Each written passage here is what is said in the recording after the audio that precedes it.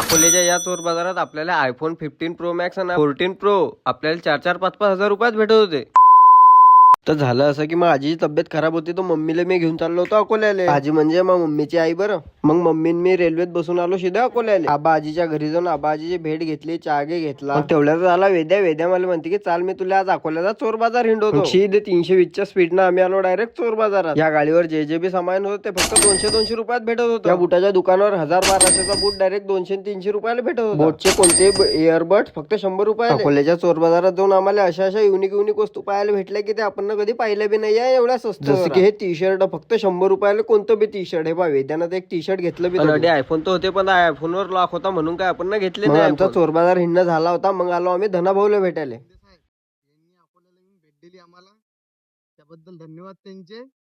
आता लगेच चाय झाला आणि भाऊला काही थंड वगैरे घ्यायचं म्हटलं तर भाऊ म्हणा थंडच येत नाही म्हणत काही. मग तशीच धनाभाऊची भेट घेऊन आम्ही आलो घरी. आता तेवढं लाईक केलं असेल तर फॉलोचं बटन बी दाबून द्या. करा राजेव फॉलो. राम राम.